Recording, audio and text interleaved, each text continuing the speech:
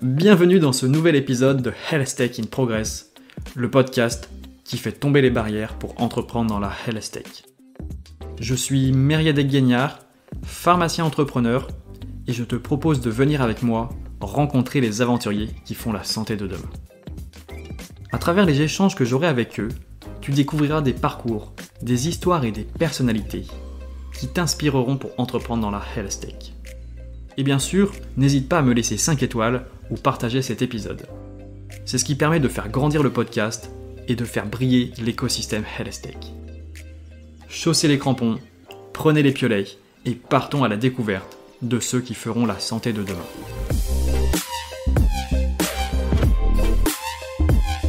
C'est déjà le 25e épisode de Health Tech in Progress et aujourd'hui on va parler d'un très gros sujet, l'investissement en santé. Pour ça, je vous ai trouvé un invité d'exception en la personne de Bernard Kirsch.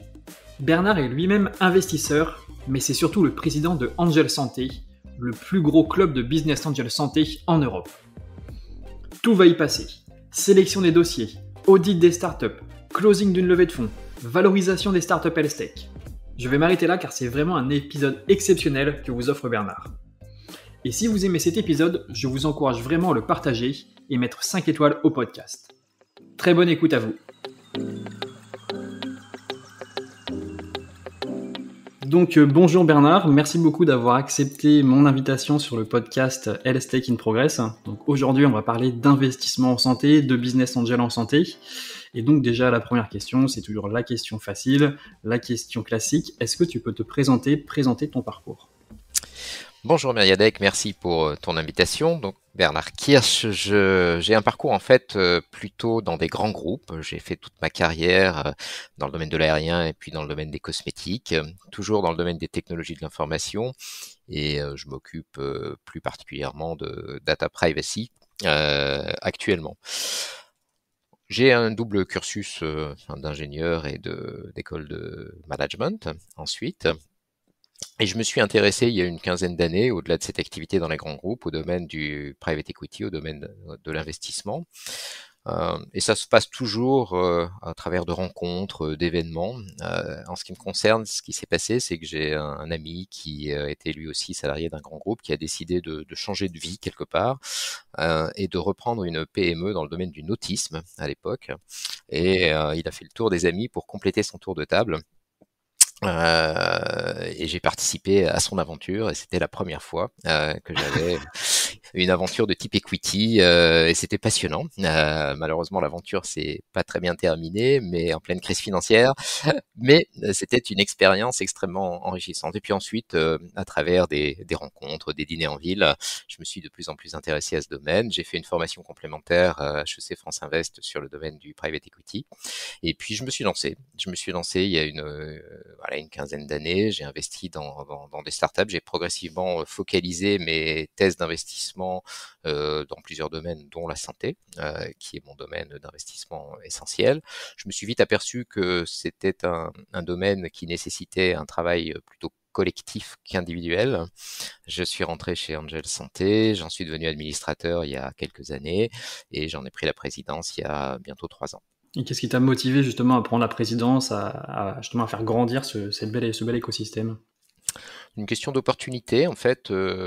Stéphanie de Marco, qui était l'ancienne présidente, que je salue au passage, qui a fait un travail formidable de développement du réseau et notamment l'aventure européenne, a décidé de partir pour une aventure entrepreneuriale. Donc elle est partie créer une start-up. Okay. Elle-même et elle m'a proposé d'être candidat à sa succession et voilà, on a discuté ensemble avec le CA et j'ai accepté cette proposition parce que je trouvais que c'était au-delà de mes propres investissements à titre individuel, c'était une aventure extrêmement intéressante de développer un réseau à l'international dédié à l'investissement early stage en santé. D'accord, donc là tu fais faire la transition automatique. Qu'est-ce que tu peux nous présenter donc Angel Santé ? Peut-être aussi combien vous avez de membres, quelle est la typologie des membres que vous avez au sein de ce réseau ? Alors Angel Santé, c'est une association déjà, c'est une association d'investisseurs en amorçage Nous sommes des business angels. Donc les business angels, pour ceux qui ne sont pas forcément familiers avec ce monde, ce sont des individus qui, à un moment dans leur carrière, ont envie d'être dans la transmission, dans l'accompagnement. Donc il y a un volet à la fois financier, puisque nous mettons de l'argent dans des sociétés, mais il y a essentiellement un volet accompagnement, puisque nous prenons des sociétés extrêmement jeunes en phase d'amorçage, que nous aidons à travers notre réseau, nos compétences, nos expertises à grandir. Donc nous dérisquons des projets très, très early stage. Donc Angel Santé se positionne comme un acteur de référence dans la santé. Nous ne faisons que de la santé par rapport à des réseaux business angels généralistes qui touchent à tous les domaines. Nous ne faisons que de la santé. On fait toute la santé par contre, à la fois de la santé humaine et de la santé animale, et on couvre la totalité des domaines, à savoir biotech, medtech, santé numérique, et puis un peu de nutrition et de bien-être. Est-ce qu'il y a un petit pourcentage, un équilibre entre ces différentes filières? Oui, je dirais que le deal flow entrant, il faut le regarder sur une période un peu longue, c'est-à-dire qu'il peut y avoir à un moment une accélération du deal flow entrant des projets qui nous sont soumis dans une thématique, par exemple la santé numérique. Il y a 2-3 ans, on a vu une accélération 50% du deal flow entrant, c'était dans ce domaine-là. Et puis avec beaucoup de projets d'ailleurs qui étaient relativement immatures, pas mal de gens qui venaient de la tech, qui sont partis dans des projets entrepreneuriaux dans la santé, qui, pour un grand nombre d'entre eux, n'ont pas marché. Enfin, donc, voilà. Aujourd'hui, on a un deal flow qui est beaucoup plus mature de ce côté-là, donc moins de boîtes, mais plus qualitatives.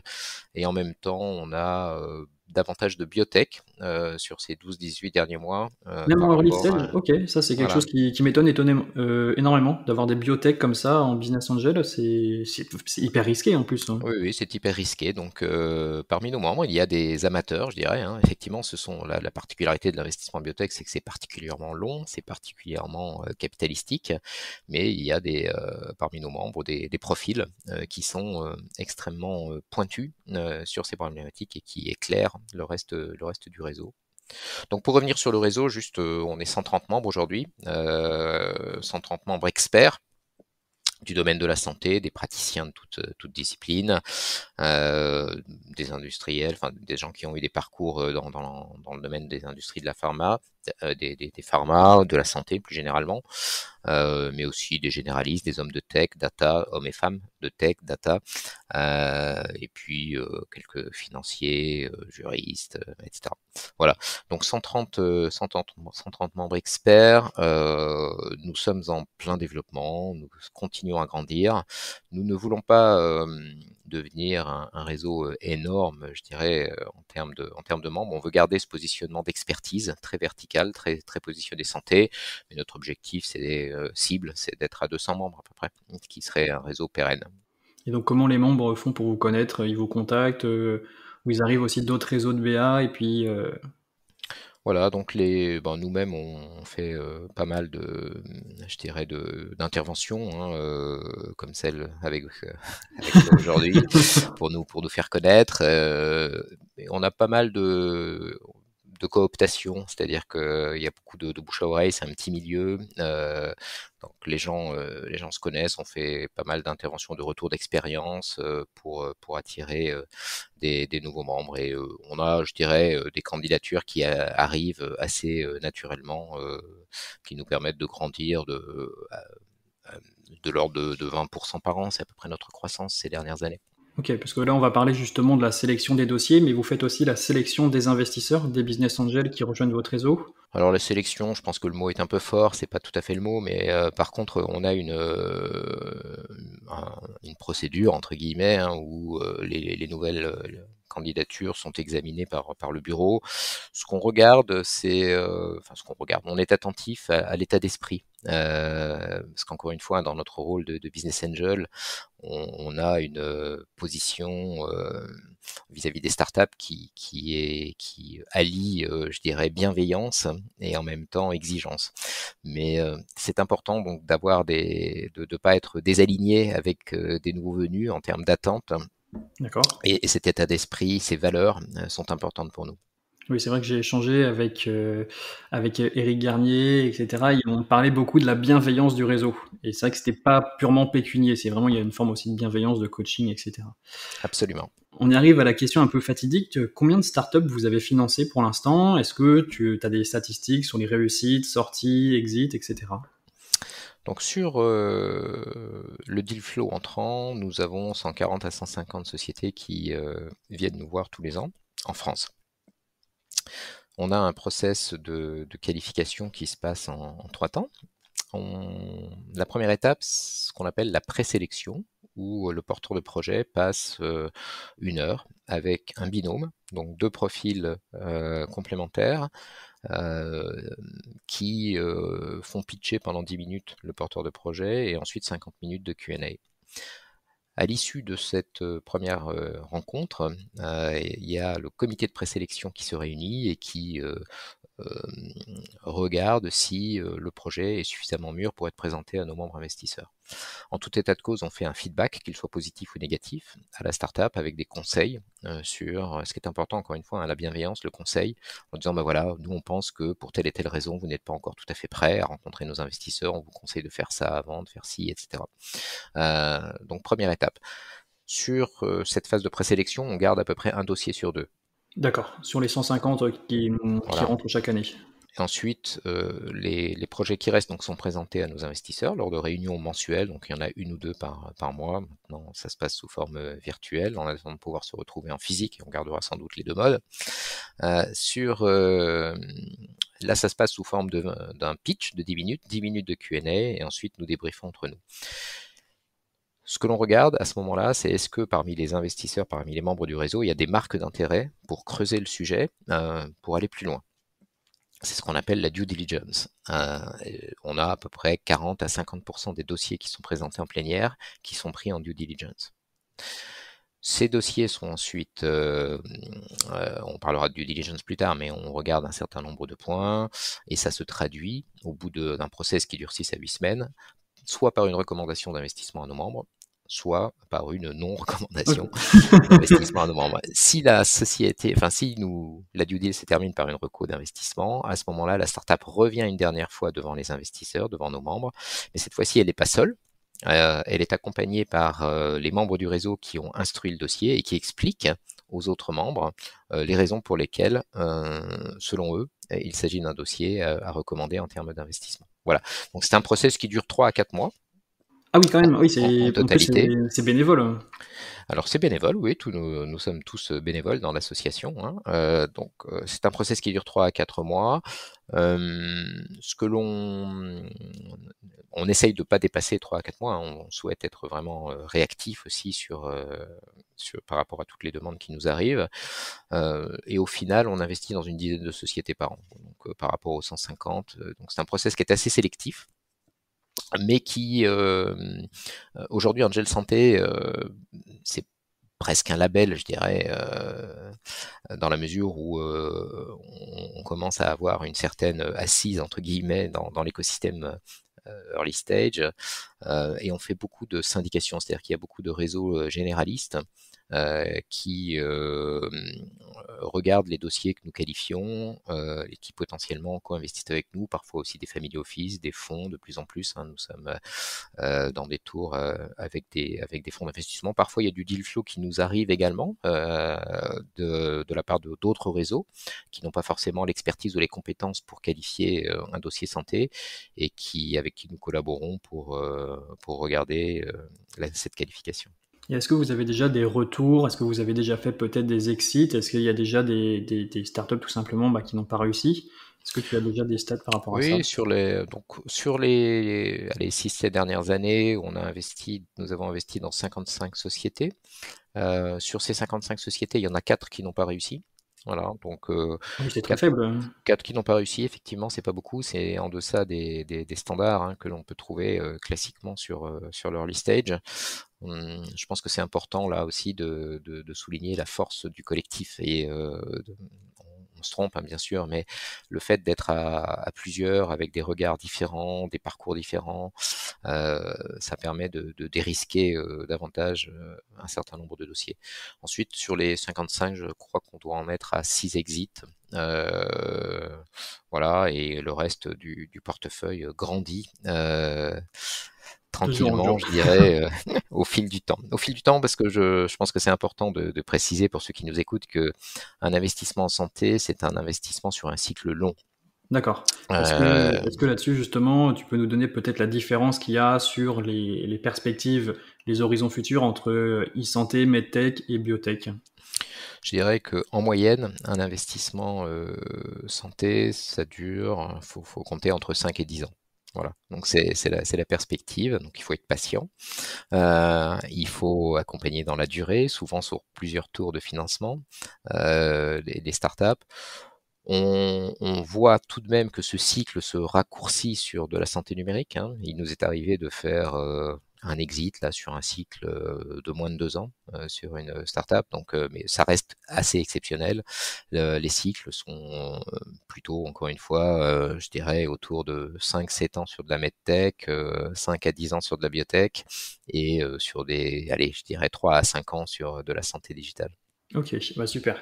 Maintenant, je vais te poser quelques questions peut-être un petit peu plus techniques justement sur la sélection des dossiers, parce que ça, c'est quelque chose qui va intéresser beaucoup nos auditeurs, qui sont souvent des entrepreneurs santé ou des personnes qui s'intéressent à l'entrepreneuriat santé.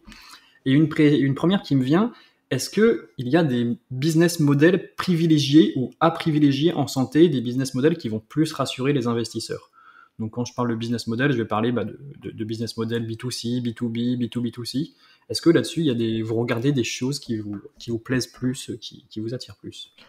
Non, pas particulièrement. Je veux dire, on voit tout type de business model. Ce qui est important, c'est qu'il y ait un business model et que ce business model soit crédible.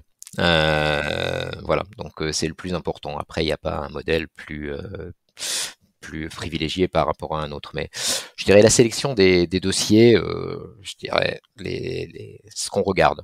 Ce qui est important, tout d'abord, c'est le côté innovation du produit ou du service. Est-ce qu'on est vraiment sur une innovation de rupture ou est-ce qu'on est plutôt sur de l'innovation incrémentale? Ça, c'est important. On regarde quel est le niveau de développement du produit ou du service. Est-ce qu'on en est juste à la preuve de concept? Est-ce qu'il commence à y avoir un début de traction? Voilà, ça, c'est important. On regarde bien sûr tous les côtés IP. C'est absolument essentiel hein, d'avoir une IP sécurisée lorsqu'on demande lorsqu'on commence à aller voir des investisseurs. Donc ça, c'est vraiment un jalon en termes de maturité qui est important. Et on regarde de manière assez macro à ce stade l'approche de ce qu'on appelle le go-to-market, c'est-à-dire la partie market access, quels sont voilà, et le business model, hein, qui est envisagé. Voilà. Donc ça, c'est une première partie. Ensuite, ce qu'on regarde, c'est le marché. Donc, quelle est la taille du marché, la Je vais sûrement scalabilité avoir du marché. quelques petites questions à te poser là-dessus juste après. Ok, voilà, donc le produit, le marché, l'équipe. L'équipe, un critère numéro un pour nous. C'est absolument clé. Le profil des fondateurs, leur capacité à travailler en équipe, leur capacité d'écoute, leur capacité à s'entourer. Ça, c'est un point absolument clé. On regarde également l'historique de financement, la structure de la table de capitalisation, comment ils ont levé des fonds en dilutif et en non dilutif jusqu'au moment où ils viennent nous voir. Et puis on a toujours une note, je dirais, de synthèse qui est une impression générale. Et c'est important en tant qu'investisseur de sentir l'opportunité, sentir le fit avec le projet, avec les porteurs de projet. Ça fait partie également de nos critères. Ok, donc on voit qu'il y a beaucoup d'humains. Et j'avais une question qui me venait parce que tout à l'heure tu disais qu'il y a 2-3 ans, vous voyez arriver des projets e-santé assez peu matures. Quel niveau de maturité tu conseilles aux entrepreneurs qui nous écoutent avant de venir vous contacter, avant de venir contacter Angel Santé? Je pense qu'il faut qu'il y ait un produit qui soit suffisamment avancé, hein, avec une preuve de concept qui soit réelle. Euh, si possible, donc une IP sécurisée, une équipe qui soit à minima constituée, et un minimum de traction commerciale. Alors pas forcément du chiffre d'affaires, mais je veux dire des partenariats commerciaux ou des preuves de concept qui soient pas faites en dehors d'une perspective client. Voilà. On va revenir maintenant sur la due diligence. Est-ce que tu peux nous expliquer étape par étape comment ça fonctionne et peut-être justement avec quels outils d'évaluation vous travaillez? Donc une due diligence, donc comme je l'ai dit, ça dure 6 à 8 semaines et l'objectif, c'est de creuser tout ce que nous racontent les porteurs de projets, parce que les porteurs de projets nous disent beaucoup de choses. Mais C'est vrai qu'on a tendance à survendre lors du pitch, donc oui, faut voilà. aller chercher le vrai du faux. Voilà, donc notre responsabilité, elle est vraiment de vérifier et de qualifier tout ce que peuvent nous raconter les... Et au-delà de ces aspects de vérification, c'est un moment très important également parce qu'on passe du temps avec les porteurs de projets et donc on voit tout de suite assez vite notre capacité à travailler ensemble. Encore une fois, je reviens sur le fit. C'est aussi quelque chose d'important. Donc, qu'est-ce qu'on regarde dans une due diligence? La première chose, on va regarder des documents administratifs, les statuts de la société, les procès-verbaux des dernières assemblées générales, ce genre de documents. Ensuite, sur l'équipe, on regarde les CV, on vérifie quelques points. On regarde également les contrats de travail, voilà, ce genre de choses. Faut pas avoir un contrat de travail à 100 000 euros pour le fondateur sur une jeune start-up, ça marche pas, ça. Par exemple. On regarde également le board ou en tout cas des key opinion leaders, parce que souvent les startups mettent en avant, et à juste titre, qu'elles ont été accompagnées par des key opinion leaders. Donc on regarde quelle est la composition et souvent on demande à discuter avec un certain nombre de key opinion leaders qui accompagnent la startup ou des key opinion leaders du domaine qui sont pas forcément autour de la table de la startup. Le marché, donc on rentre vraiment dans le détail de l'analyse du marché, on demande des documents qui sous-tendent l'analyse du marché que propose la startup.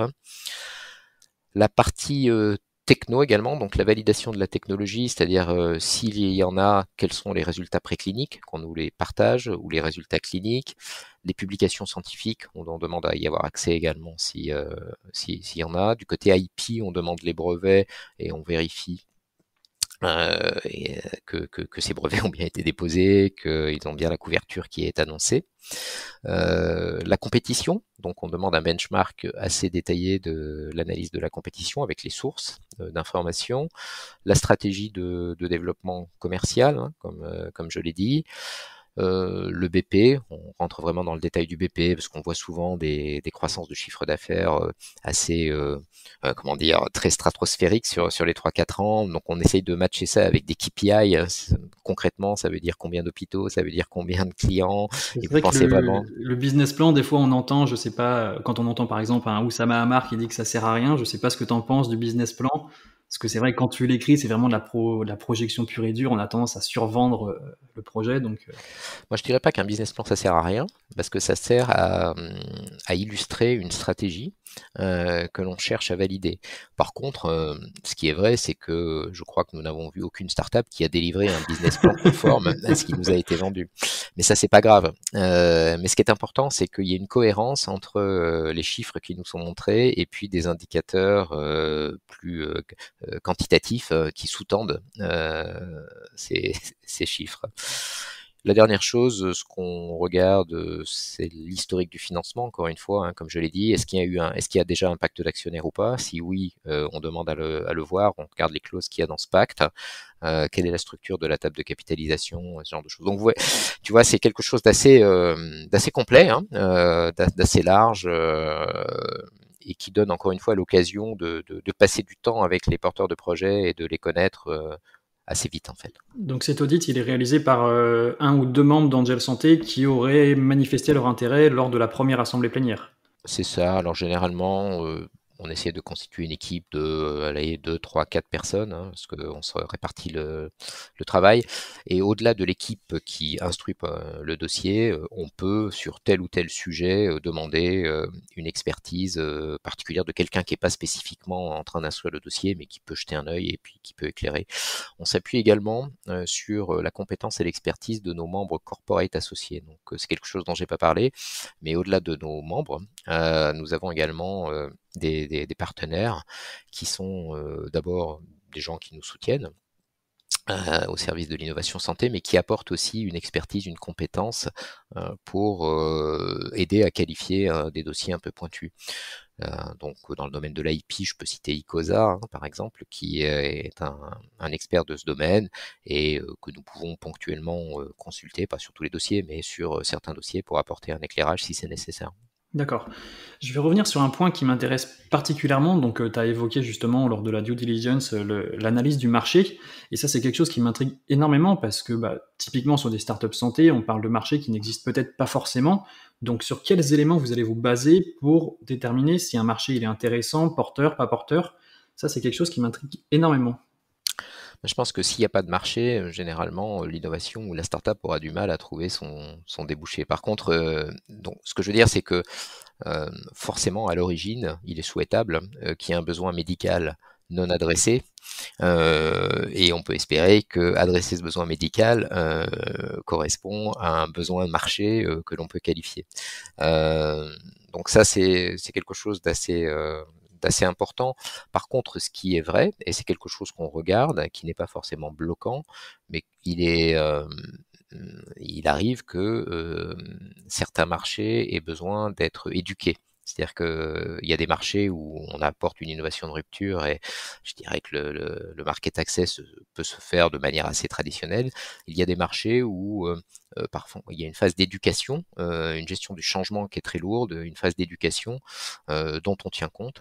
Dans la mesure où forcément le déploiement va être un petit peu plus lent, parfois un peu plus coûteux, mais c'est pas forcément bloquant parce que derrière, si le potentiel est là, c'est pas un sujet. C'est vrai que ça fait écho avec l'échange que j'ai eu avec Alexis Arnaud, donc le CEO de Calmedica, qui m'expliquait aussi qu'il y avait besoin d'éduquer des marchés. Mmh. Donc c'est pas des choses qui vont vous faire peur, vous allez quand même vous dire, même si vous voyez un marché qui est éducable, on va dire sur 3 à 5 ans, vous y allez quand même, ou vous vous dites on va peut-être attendre un petit peu. Non, non, on y va encore. C'est le potentiel du marché, l'équipe, enfin tous les critères que j'ai déjà décrits qui font, c'est pas quelque chose qui est bloquant. D'accord. Je vais te poser une autre question qui est vraiment dans l'air du temps. On parle souvent de valorisation des startups santé. Et déjà, je voulais savoir qu'est-ce que c'est la valorisation et quelles sont les différentes méthodes à utiliser pour définir la valorisation, notamment pré-monnaie d'une startup santé.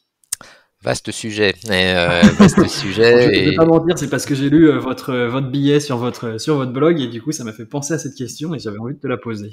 non, non, mais c'est vrai, tu as raison. C'est un sujet, je dirais, de discussion régulier hein, avec les porteurs de projets, avec les startups. Euh, et c'est un sujet qui est assez difficile dans la mesure où il n'y a pas de vérité absolue. Donc, il y a des méthodes financières, DCF, etc. Donc, mais bon, qui sont basées sur des hypothèses qui sont extrêmement challengeables. Euh, on utilise souvent, avec l'expérience, davantage la méthode des comparables, c'est-à-dire que on a maintenant vu quand même pas mal de startups, on voit ce qui se passe en France, on voit ce qui se passe en Europe. C'est intéressant d'ailleurs de voir que la valo d'une société entre la France et certains pays anglo-saxons notamment, en Angleterre, on voit des startups au même niveau de développement qui sont valorisées à des valeurs plus faibles en France qu'en Angleterre, par exemple. Donc il y a aussi une dimension culturelle dans chaque marché autour de ces notions de valo. Donc moi, généralement, on utilise 2 ou 3 méthodes. On regarde des fourchettes, on regarde où ça se situe par rapport à des comparables, à notre historique. Ensuite, on discute avec les porteurs de projet. Une métrique assez classique, c'est qu'un tour de table, un premier tour de table de levée de fonds, on doit être dans une dilution qui est de l'ordre de 20 à 30% maximum pour les fondateurs. D'accord, ok. Donc ça, c'est des choses que vous regardez. Et est-ce que s'il y a du chiffre d'affaires, vous allez regarder aussi peut-être le chiffre d'affaires qu'il y a déjà? Oui, quand il y a du chiffre d'affaires, on regarde le chiffre d'affaires et la projection. Oui, oui, tout à fait. Ok. Donc là, maintenant, on a fait un petit peu tout le parcours pour l'évaluation des startups. Et donc, on va parler maintenant du moment du closing, donc la fin. Et là, c'est des questions qui me viennent de Bertrand Baheux, avec qui j'ai fait une masterclass justement sur la levée de fonds en santé. Et donc, je voulais savoir qu'est-ce que contient la LOI, donc la lettre d'intérêt. Et peut-être aussi ensuite d'autres questions sur les outils que vous utilisez. Donc au niveau de la LOI, hein, rien de révolutionnaire dans ce que je vais dire, hein. Généralement, bon, c'est une intention. On retrouve classiquement le montant de l'investissement, la valorisation, un certain nombre de conditions à réaliser suspensives, et puis une durée de validité. Bon. Et ce qu'on retrouve également, ce sont quelques clauses clés qui seront dans le pacte d'actionnaires ultérieurement. Et donc généralement une clause de liquidité, une clause de good bad liver, on pourra y revenir, hein. Souvent dans les term sheets, on retrouve également quelque chose sur la composition des comités stratégiques. Voilà, donc ça, ce sont les éléments classiques d'une term sheet. D'accord. Et quels instruments financiers vous allez utiliser? Donc des actions ordinaires ou des BSAR? Alors nous sommes plutôt investisseurs en actions ordinaires. À titre individuel, certains de nos membres accompagnent des sociétés également avec des BSAR, mais il faut savoir que la fiscalité des BSAR n'est pas la même que celle de l'investissement direct en equity, et que il y a un élément de fiscalité qui joue aussi dans certaines décisions d'investissement. Donc, ce sont plutôt des actions en direct. Ok. Et j'ai aussi une grosse question, là c'est sur le véhicule d'investissement, parce que donc comme on le sait, vous allez être plusieurs à investir, donc peut-être des fois 20, 30 personnes.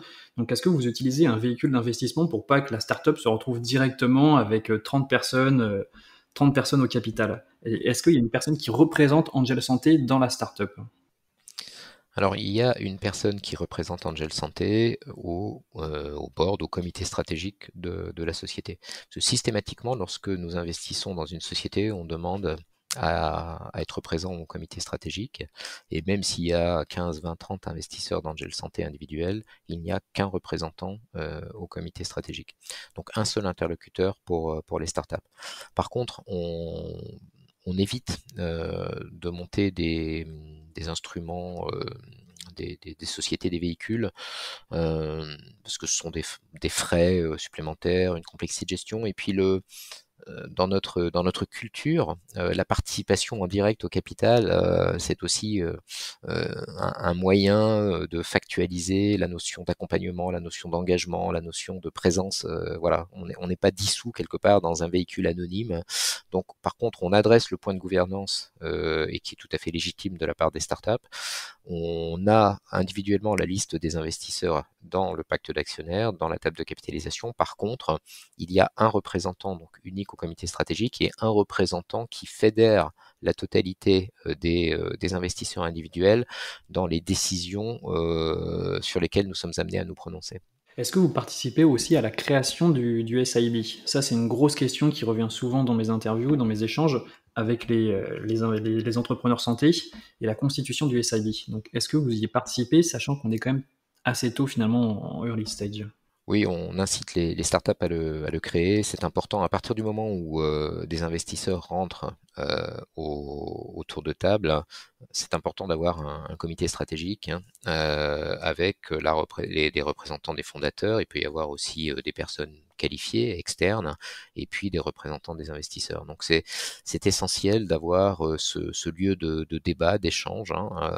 C'est un organe consultatif, le comité stratégique, mais c'est essentiel. Il se réunit une fois par trimestre, généralement, et c'est quelque chose à mettre en place dès le début, et je dirais encore plus dès le début, quand la startup a besoin d'avoir ce ping-pong, je dirais, avec les investisseurs, où toute question d'orientation stratégique est débattue. D'accord. Ok, bah merci pour toutes ces réponses sur Angel Santé. Je vais te poser maintenant quelques questions un peu plus générales sur l'écosystème investissement santé dans sa globalité. Et j'ai une première question, donc là, ça sera sûrement pour nos auditeurs un peu plus néophytes. Est-ce que tu peux nous rappeler la différence entre le love money, l'investissement en business angel, le pré-seed, le seed, la série A? Est-ce qu'il y a des milestones à atteindre pour être catégorisé dans l'une ou l'autre de ces catégories? Oui, ce sont effectivement les différentes phases du cycle de financement que tu as décrit. Donc, la love money, c'est quoi, hein? C'est vraiment friends and families, hein, comme on dit. C'est le tout début de l'aventure. On part d'une idée, d'un concept. Il faut trouver un peu de financement. Donc, généralement, l'aventure commence avec un petit peu d'argent en equity, mais surtout des bourses. Donc en France, il y a énormément de compétitions où vous pouvez gagner un peu d'argent ou même pas mal d'argent hein, pour aider au démarrage jusqu'à la preuve de concept. Donc c'est essentiellement du non dilutif au démarrage et un peu d'equity avec des proches, avec voilà. Donc ça c'est la première phase qui arrive à un niveau de maturité qui est à peu près celui où rentrent en jeu les business angels. Donc je l'ai décrit tout à l'heure, hein. Donc ce qu'on appelle du seed, pré-seed, seed. Après bon, euh, le, le vocabulaire est assez proche, hein. Donc les business angels interviennent à ce stade de maturité. C'est le premier cycle d'investissement. Ce sont des levées qui vont de quelques centaines de cas à quelques millions d'euros à peu près, hein, et qui donnent lieu souvent également à un accompagnement non dilutif. Il y a pas mal d'outils pour aider ce cycle de financement. La troisième étape, c'est effectivement la série A. La série A, c'est assez large, hein. Donc on peut trouver des pré-série A, des séries A, mais là, il s'agit d'un financement qui peut aller de quelques millions à une dizaine de millions d'euros. Et où la startup à ce moment-là a bien avancé sa preuve de concept, a avancé dans la réalisation de son projet, commence potentiellement à avoir des possibilités de développement à l'international, ou accélère des nouvelles phases si on parle de biotech, voilà, série A. Et ensuite, ça continue avec les séries B, les séries C, et puis vous avez même des séries D et au-delà. Et voilà, donc ça c'est vraiment le cycle de financement classique. Et est-ce que Angel Santé a vocation à réinvestir dans les entreprises? Oui, toujours. C'est-à-dire pour celles qui fonctionnent bien, pour celles qui se développent conformément à ce qu'on espère, Angel Santé a vocation à réinvestir. Donc 30% à peu près des investissements annuels que nous faisons sont en fait des deuxièmes tours ou des troisièmes tours dans des startups qui ont déjà été investies. Ok, d'accord, moi ça je savais pas du tout. Et ça m'emmène sur une autre question automatique. Comment se passent justement les interactions entre Angel Santé, le business angel en général, et les autres acteurs de l'investissement? Donc je vais penser notamment au VC. Est-ce qu'ils voient d'un bon œil une startup qui a déjà beaucoup de business angel au capital? Oui, en fait, nous sommes connectés à la totalité de l'écosystème, donc à la fois des business angels généralistes, hein. Donc vous avez pas mal, hein, même s'il y a moins de business angels en France que dans d'autres pays européens, il y a quand même un écosystème qui se développe, hein, qui est présent. Donc nous avons des relations avec quasiment tous les autres réseaux de business angels. Nous sommes également connectés de plus en plus avec des family office qui co-investissent avec nous. Et puis il y a un certain nombre du VC hein, qui sont spécialisés early stage dans le domaine de la santé.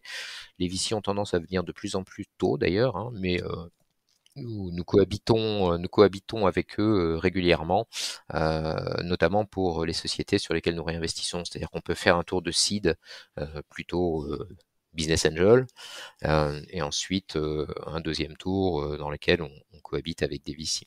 Donc la relation avec les VC est bonne, hein. Parfois nous sommes concurrents sur certains dossiers, ça peut arriver. Ça peut arriver, donc la C'était la relation, question sous-jacente. mais je dirais la relation est vraiment fluide et bonne. C'est tout un écosystème hein, entre le porteur de projet, les VC et Angel Santé. On a de plus en plus l'habitude de travailler ensemble, on est présent sur de plus en plus de dossiers et nous sommes très complémentaires, chacun à sa place. D'accord, ok. Et justement, par rapport à ça, est-ce que tu observes des grandes tendances dans l'investissement health tech aujourd'hui? On a une tendance nette, hein, c'est l'impact du numérique. Le numérique est présent dans, je dirais, 75 à 80% des projets dans lesquels nous avons investi sur les 18 derniers mois. Ah oui, en effet, ouais, c'est énorme. Donc c'est énorme. Alors on y trouve à la fois des dossiers de santé digitale pure, mais aussi les dispositifs médicaux aujourd'hui, à part quelques cas très particuliers, les projets de dispositifs médicaux ont une composante numérique qui est extrêmement forte, hein. Donc quand on additionne cette partie-là plus la santé pure, on est 75% des dossiers sont autour du numérique. Après quatre grands domaines, hein, dans ce domaine, dans cette grande poche, je dirais, beaucoup de projets autour de la digitalisation du parcours patient. Donc beaucoup de projets sur du monitoring à distance avec des objets connectés, donc de la télésurveillance. On voit des choses assez variées, hein, donc digitalisation du parcours patient et personnalisation des parcours. Beaucoup de projets autour de la data. De plus en plus, on a de multiples sources de données qui sont très fragmentées, très hétérogènes, donc beaucoup de projets pour mettre de manière plus uniforme toutes ces données dans des entrepôts de données et à partir de là, aller déployer de l'intelligence au service d'un cas d'usage pour un métier, pour un hôpital, etc. Donc beaucoup de projets autour de la data. Troisième tendance, tout ce qui touche autour de la digitalisation du drug discovery. Donc le process de drug discovery, notamment en période Covid, hein, il y a eu beaucoup d'investissements pour accélérer la mise au point de nouvelles molécules. Donc la digitalisation de ce process, à la fois pour des petites molécules, mais aussi pour des anticorps, c'est une tendance lourde. On voit beaucoup de projets là-dessus. Et également une dernière catégorie qui sont plutôt des outils de productivité pour aider les professionnels de santé, pour aider les médecins, que ce soit au cabinet ou à l'hôpital. Voilà, quelques grandes tendances. Sinon, dans les domaines, il y a trois grands domaines qui domine, je dirais.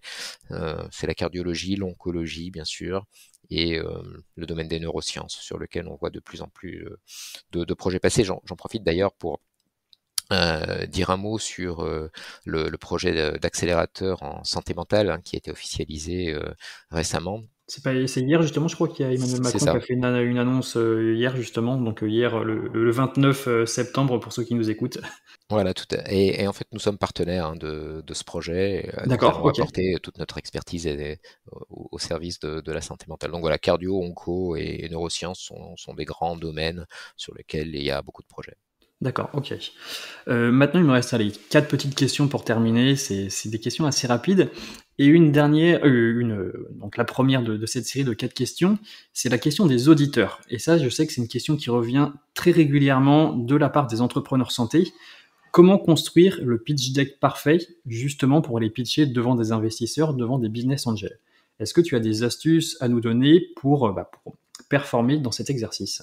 Je pense qu'il faut rester simple, avoir un message qui est clair. Ce que je regarde toujours, hein, c'est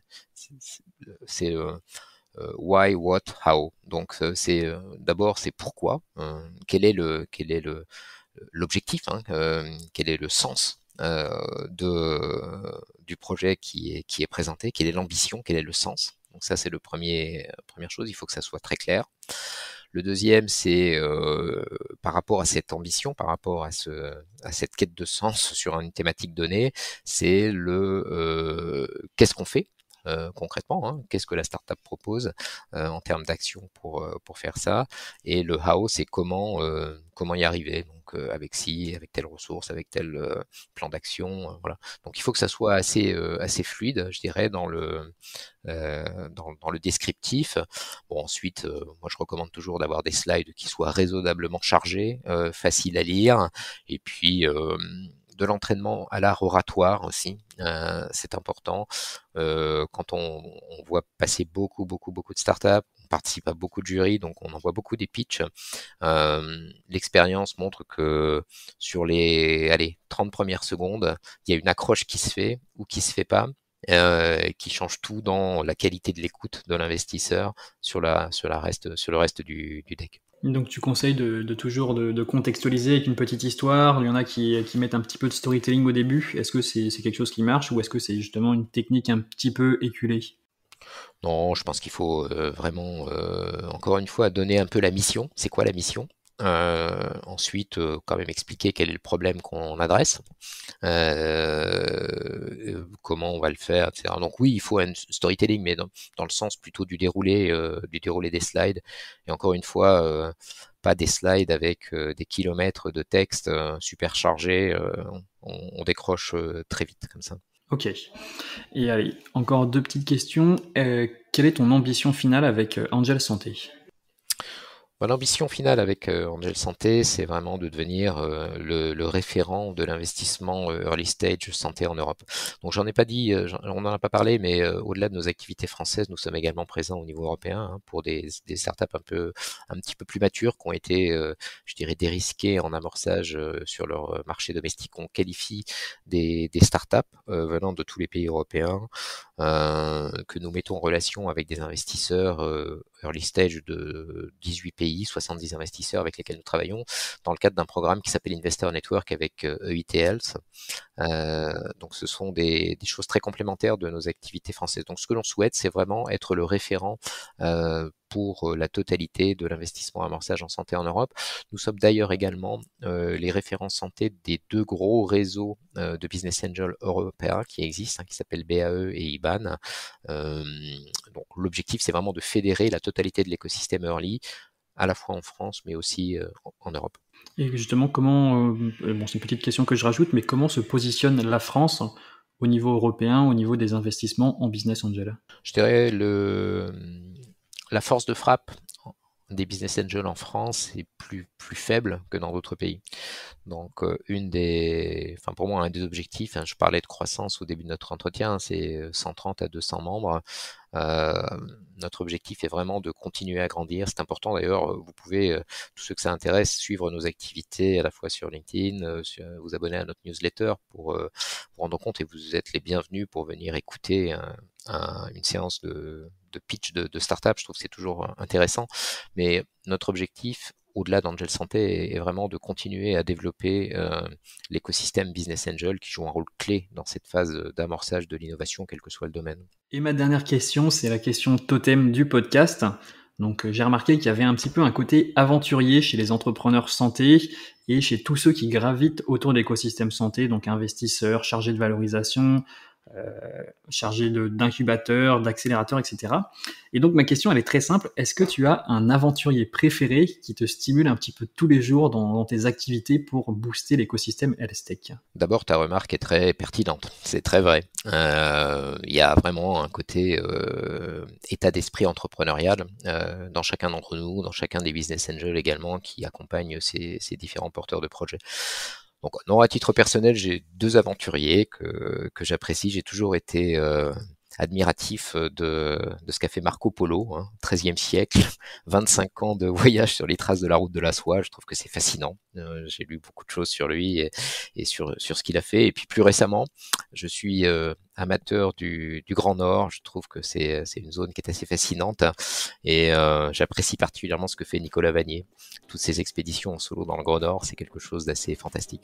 Ok, des super aventuriers, on les avait pas encore cités, donc je vais les rajouter, je vais les rajouter à ma liste de tous ceux qu'on va citer. En tout cas, merci beaucoup Bernard. Comme promis, je t'ai fait durer aussi plus longtemps que mes 30 minutes prévues, mais c'est hyper intéressant. J'ai encore beaucoup d'autres questions à te poser, tu t'en doutes. Mais merci beaucoup pour ce super échange. Merci Meriadec, merci. Voilà, c'est la fin de cet épisode de HealthTech in Progress. Merci d'avoir écouté jusqu'au bout. Et si tu veux soutenir le podcast, n'hésite pas à lui laisser un commentaire ou 5 étoiles sur Apple Podcast. Je suis Meriadec Guignard et je te dis à la semaine prochaine pour continuer notre exploration de l'écosystème HealthTech français.